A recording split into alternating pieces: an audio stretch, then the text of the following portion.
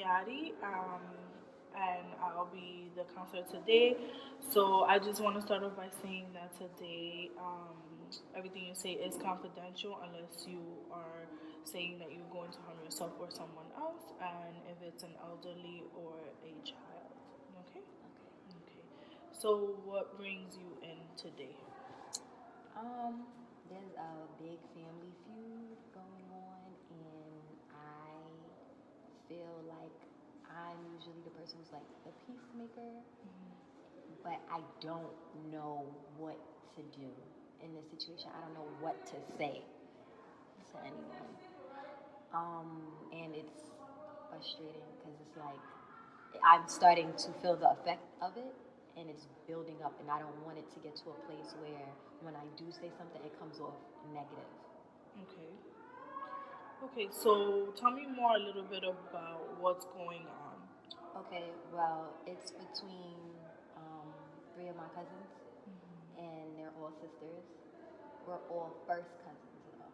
Okay. And in November of last year, their mom, which is my aunt, passed, and she had a house. So the house that she has, they didn't know what to really do. It's kind of brand new. She's had it for less than 5 years because her other one had burnt down. So she has a new one.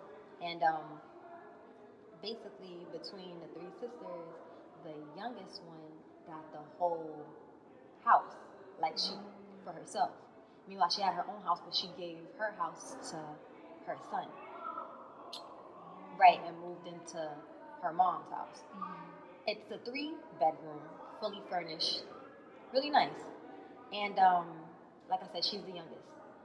My problem with that is they have an older sister. Well, she's the baby, so the middle sister before her. Her name is Kathy, and Kathy was an addict. Okay. She's been in recovery for a while now, but I can say she's somewhat of not in a good living condition, like kind of like one of those rented rooms type of place where everybody shares the same bathroom, the same kitchen. The only thing that's the difference is, the rooms. That's the only privacy. And she's not used to living in an environment like that. She usually will have her place with her ex-husband, but I guess because of drugs and everything, she's just building up everything independently on her own. You know, they aren't together, but that's by her choice. You know what I mean? It wasn't nothing bad. He still loves her, but she just wants to be on her own. Okay, but she's in that living situation. They never offered for her to at least have a room to stay, but she works. That's the thing, she works. And when my aunt was dying, she was the only one who was there with her day in and day out, called out of work sometimes and everything. So it's just like she did all of that. You and your sister had the excuses saying, like, oh, I don't want. So like day in and day out, my cousin was there with my aunt. She would sleep in the same room with her. Sometimes she would sleep on the floor just so she don't roll, or if she needed anything.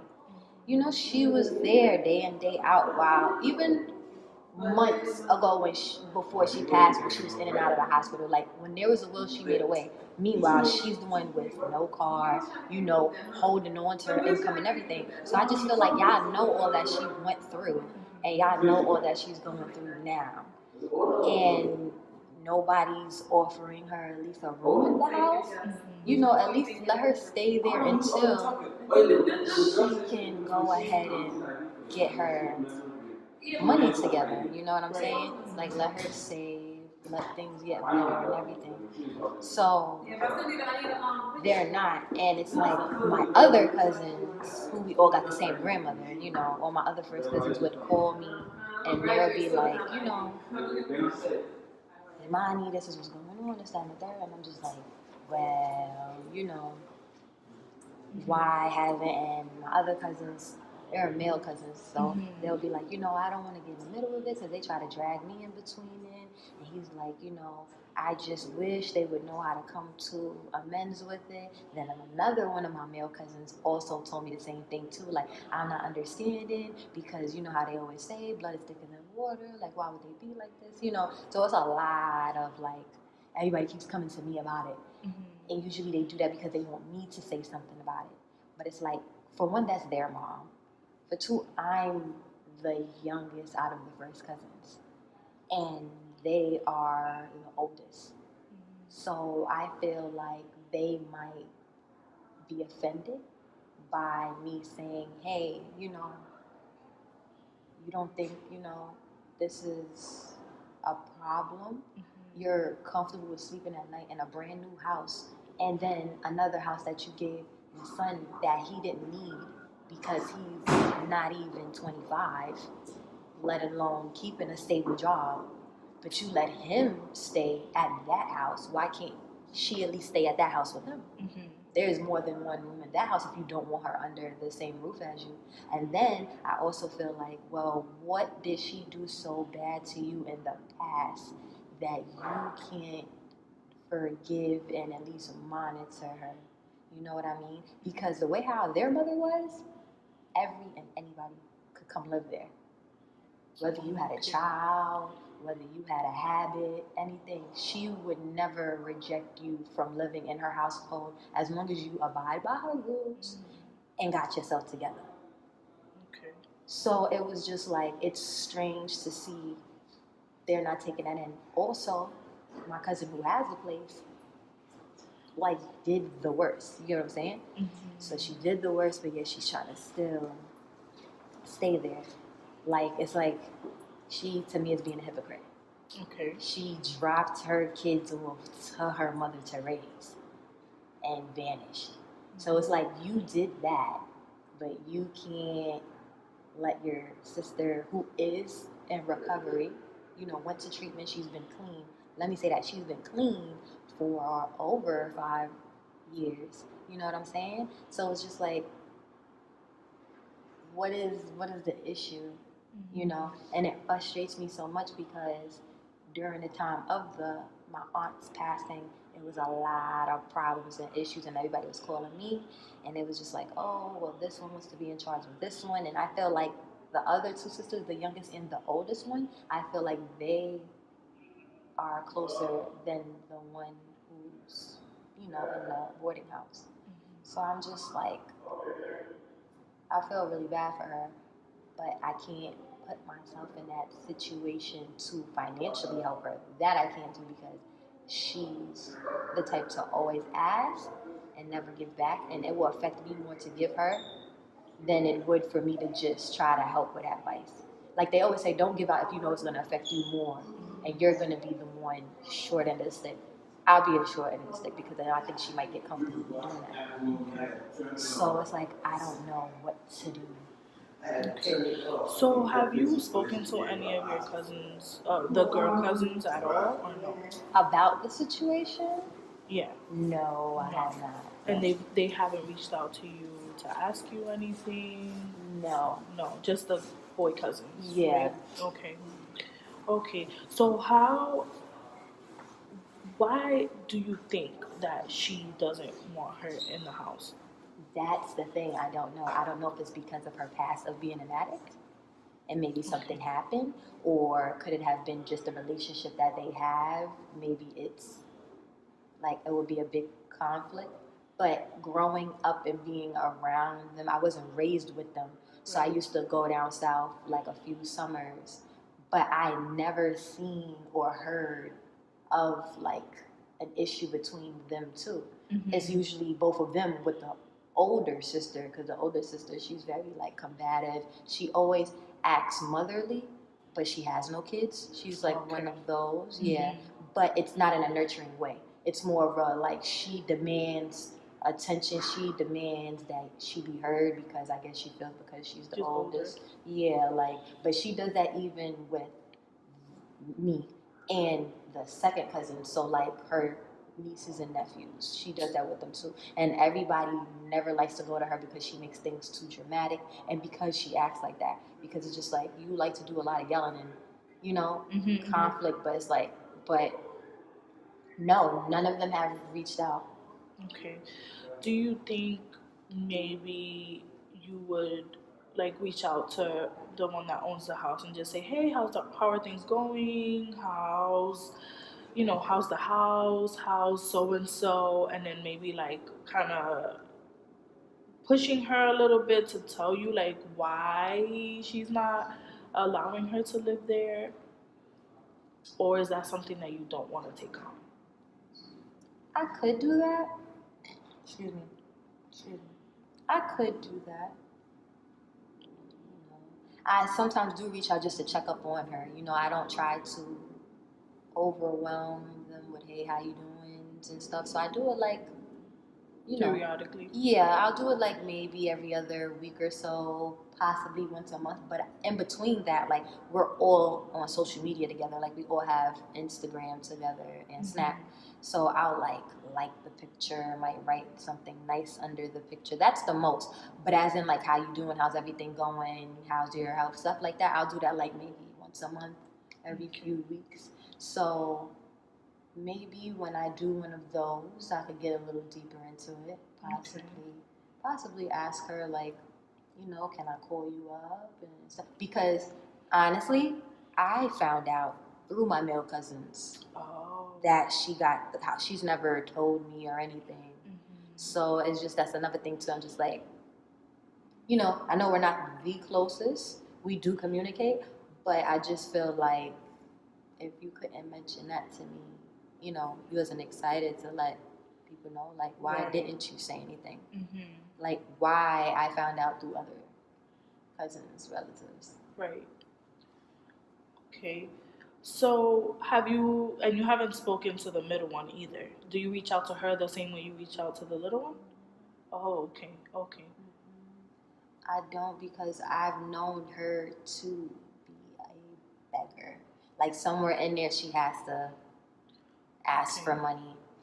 That's why I said I can't be there for her financially, but I could try to mend the situation the most. But even from when I was younger, and it was because she was using it, she was like, "Oh, you got a few dollars. What you got going in there?" And I don't know if all the times when I was younger she was high or not, but it's always made me not feel too comfortable around her or to trust her. Like I don't feel like I can trust her.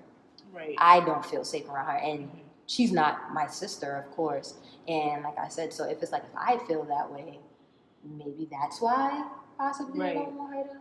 So do you feel like maybe that's why the younger one is just hesitant to like allowing her to pretty much come back into her life? If that's how you perceive it, would you like putting yourself in her shoes? Do you think maybe this is something that she has to deal with every day?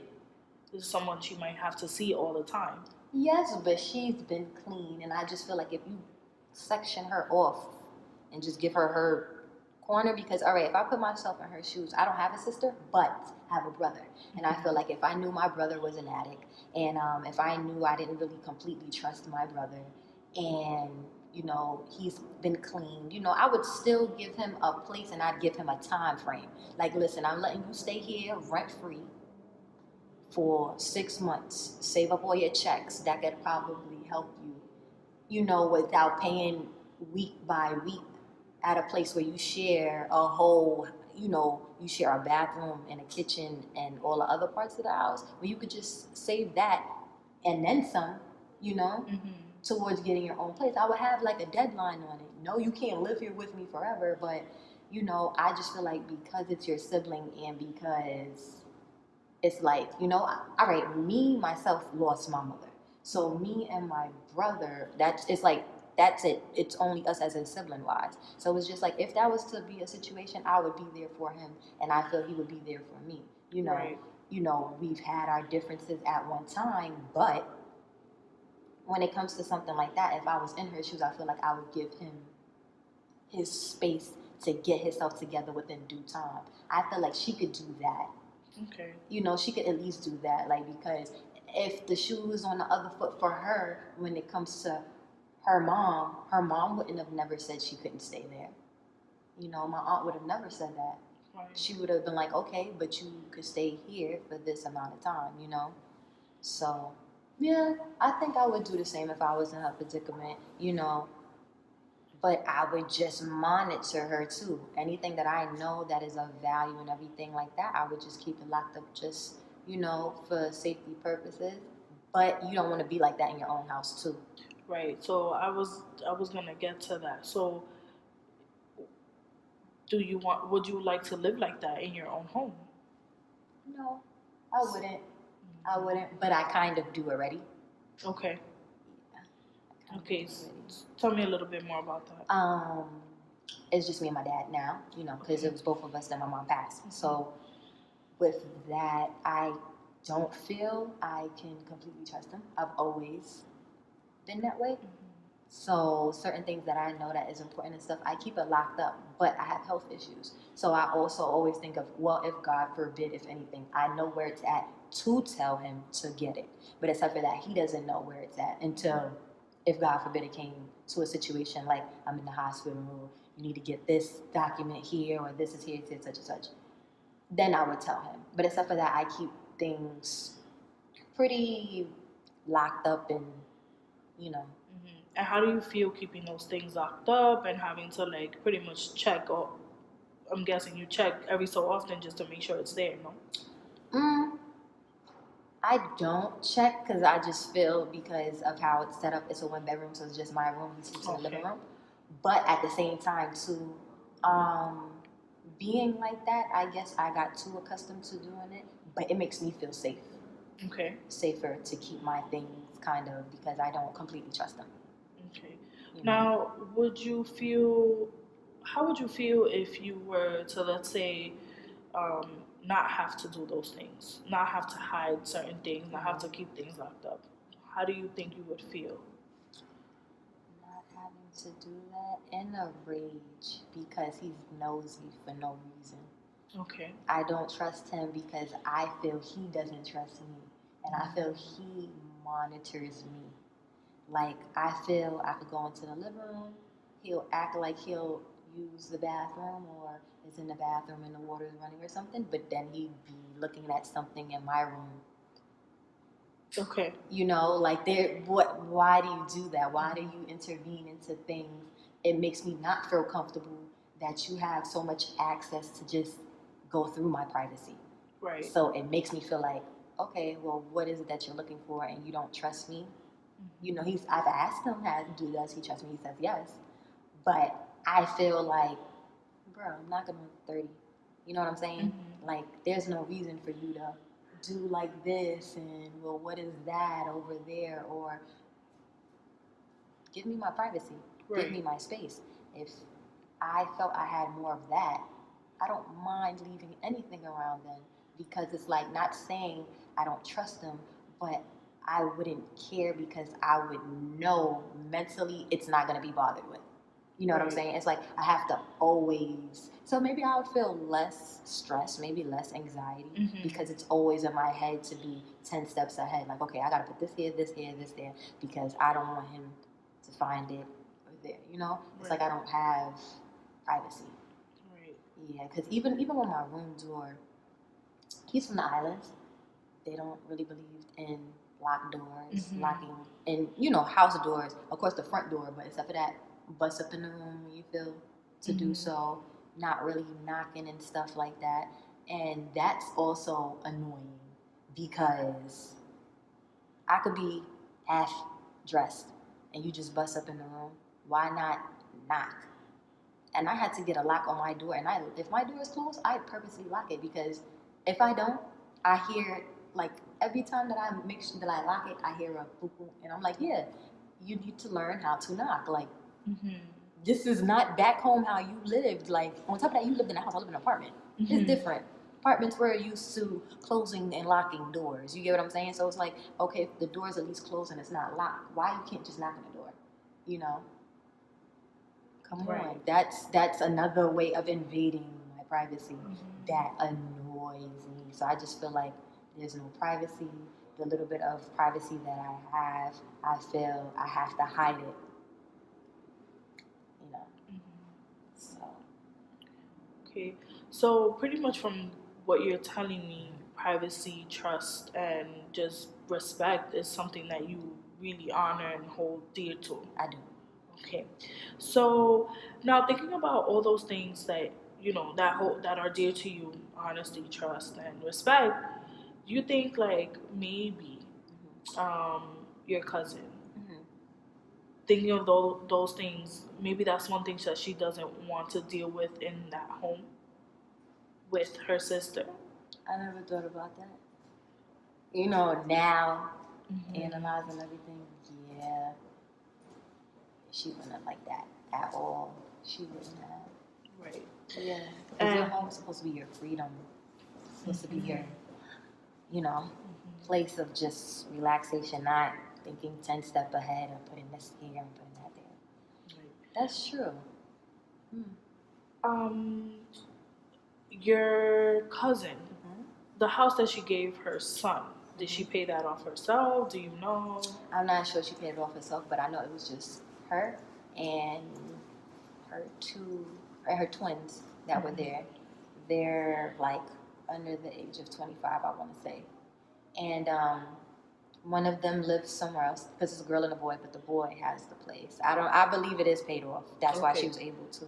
I know my aunt's house is definitely paid off. Okay. So.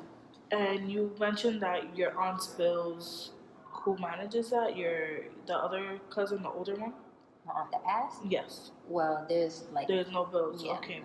Okay. So what if your cousin, the younger one, feels like this new home is new to her now that she's alone there because she doesn't have her children, and she wants that privacy now that she didn't have before, because you can only imagine children burst in here and there.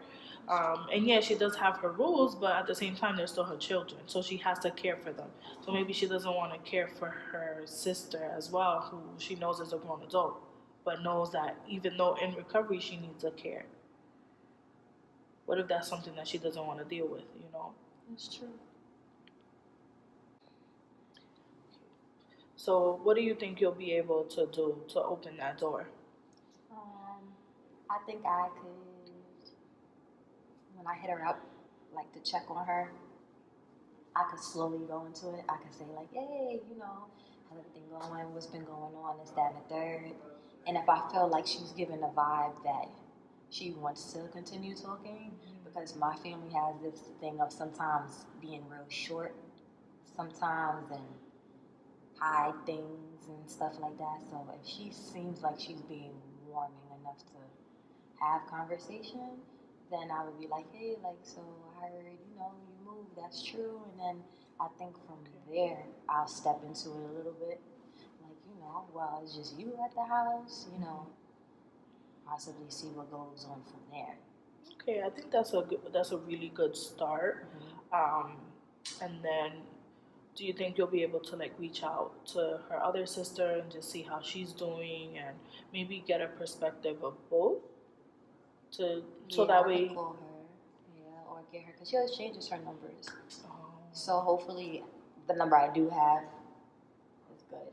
So then I could call her and just check on her and see how she's doing.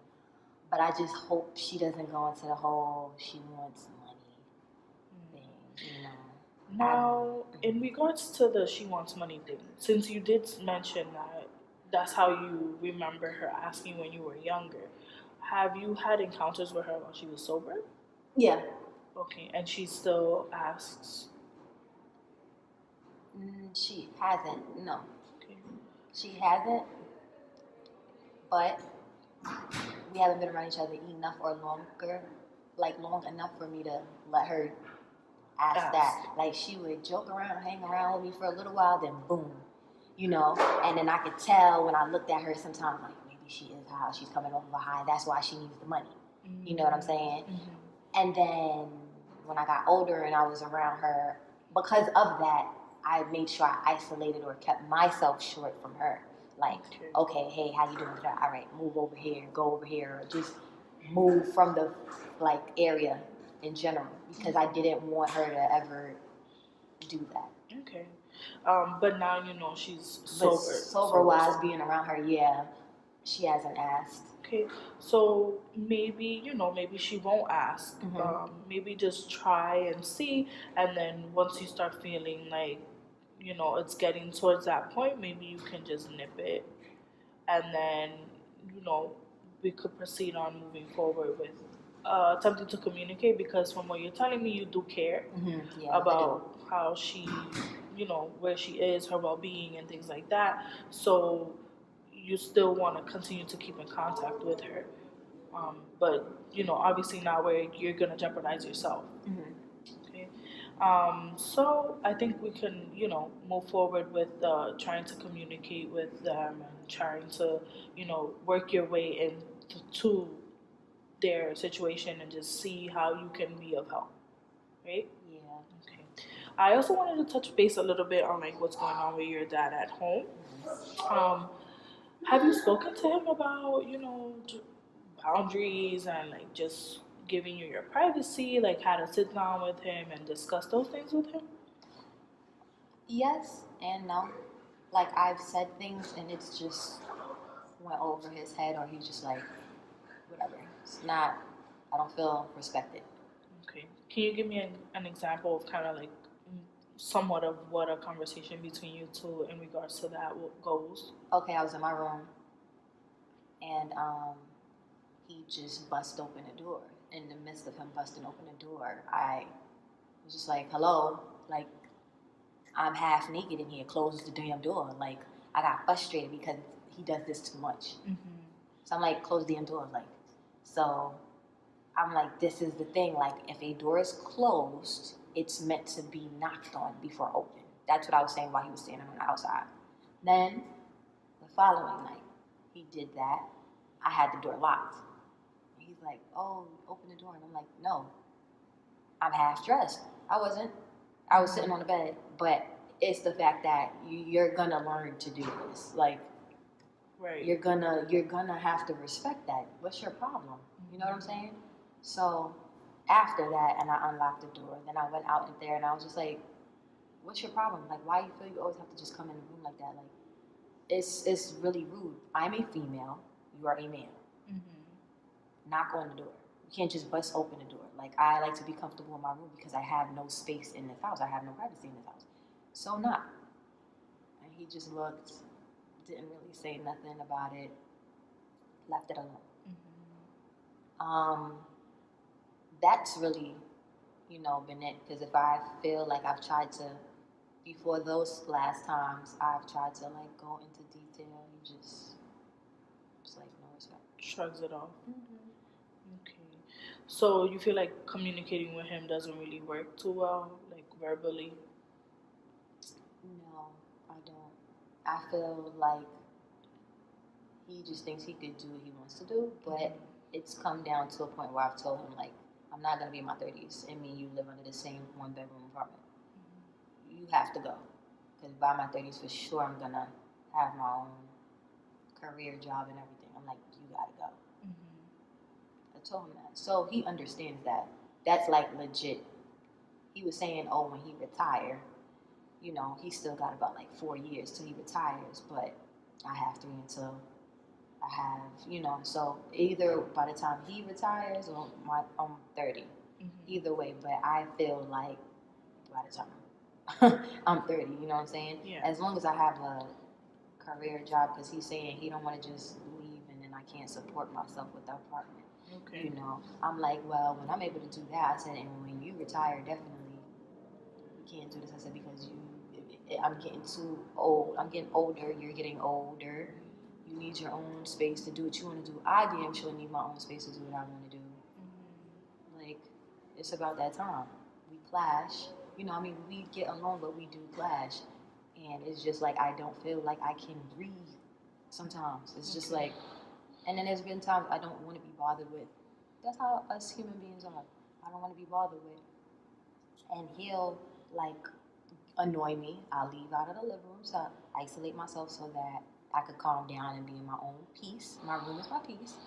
And he has legitimately, like, pulled and tugged on the doorknob. And I'm like, what are you doing? Oh, why you close the door? He's like a person who likes to provoke.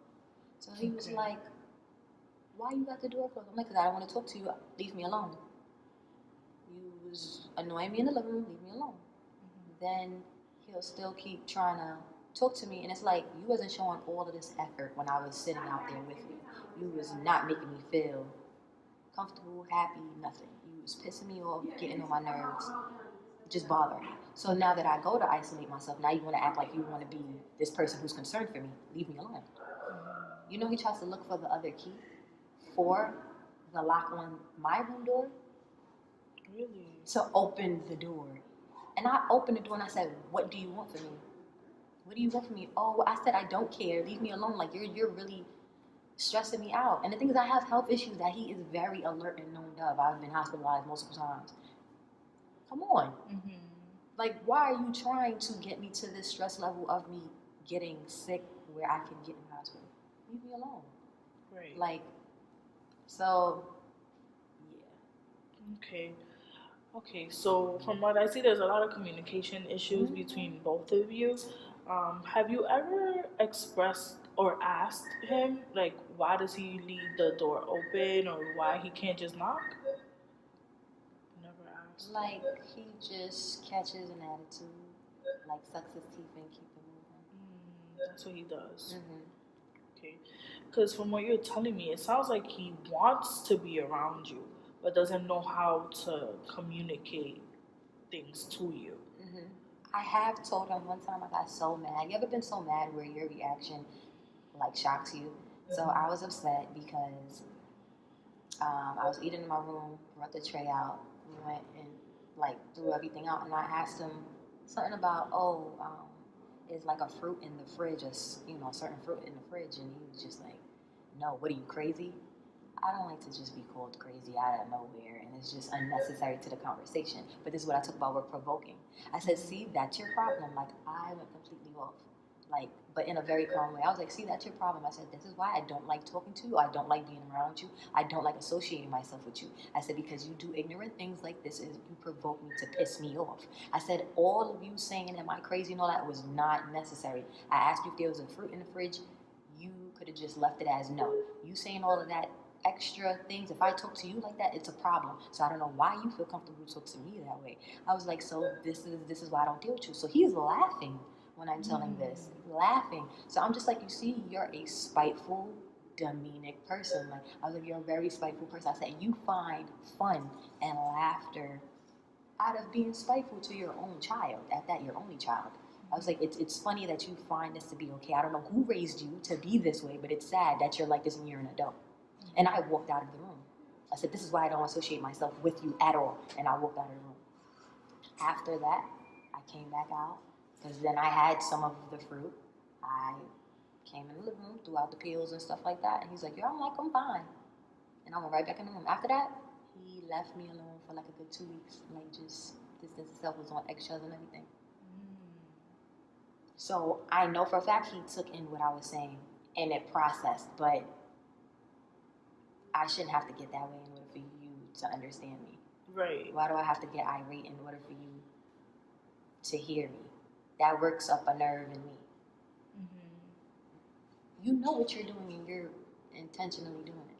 So this is why you have to get out. Like, this is it. It's not like he doesn't know and he's unaware. Mm-hmm. I've said things multiple times and it's just like, okay. It's like I have to get that way in order for him to get it, and that's not okay with me. Okay. Have you communicated that as well? Like, I don't want to get a certain way for you to be able to understand my needs as an adult and as your child? No, I haven't said it like that. I probably need to, because I usually would say, this is why I don't deal with you, or I say, I'm not even going to go there with you because it's a waste of time. Mm-hmm. Like, I say things like that. Like, you know what? I would stop myself in the middle of our conversation because I already know. And I was just like, you know what? I'm not even going to go there with you because you about to really piss me off or you aggravate me. Like, I have to say stuff like that. Okay. But I've never said it like that before, you know. Mm-hmm. Why does it have to get this way? What did you say? Why do I have to get this way in order for you to understand? I'm gonna ask him that. They'll probably have him at a pause, like, or he'll get defensive, like, what do you mean by that? And maybe you should explain that to him, because maybe he's someone that needs that like super explained.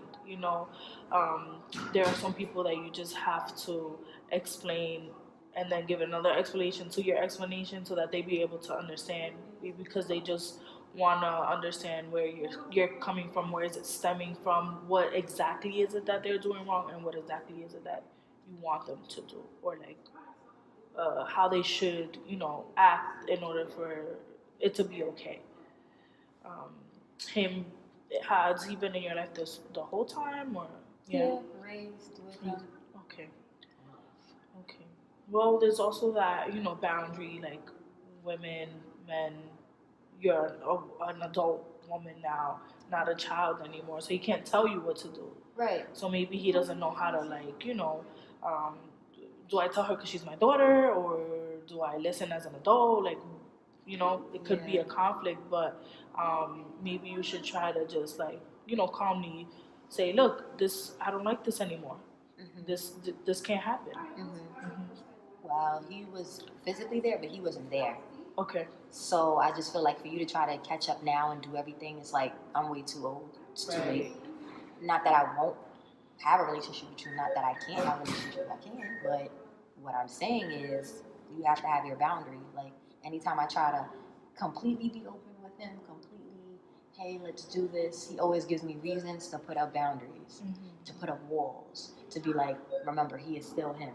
No matter how much of the improvement of a better him he is still that person in the core of his heart, So it's just like, it could be here, but then it'll go back to here because of him. Okay. He's never too comfortable to completely be better. He always has to have that little bit there of comfortable at being negative, So.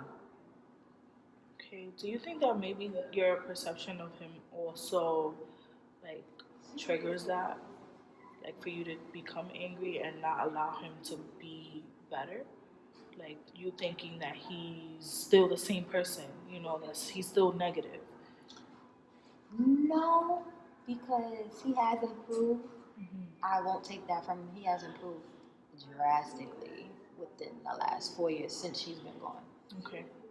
But he always finds a way to go backwards. Okay. It's never a complete improvement for the better. It's like it's here, okay, but remember. It's like, and I don't like having to be that.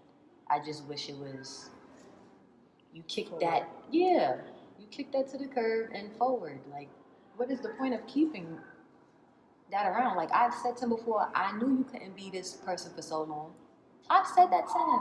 Like, I knew you couldn't be nice for so long. I knew you couldn't this for so long. And that's bad.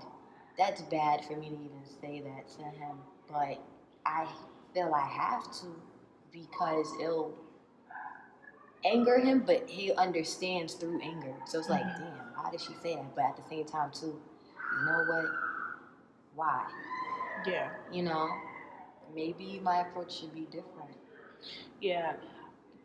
From what you're telling me, it's more of he's not aware when he's doing it because it's so used to him already. So, you communicate yourself. You communicate well with him, from what you're telling me. So why don't you try, when he's going back to his old ways, say, okay, well, we're gonna take a pause from now. I do want to continue this conversation because I think it's helping us grow, but you're, taking a few steps back, and when you're back to mutual ground, then we can continue. So that that way it's not like, like he's attacking you or you're attacking him. You're both neutral on both the same level, Okay. So from today, how have you been feeling, like, afterwards? Way more relieved. Okay, good. I feel like I'm seeing things from both sides. From his side, from my cousin's side, but from my side too.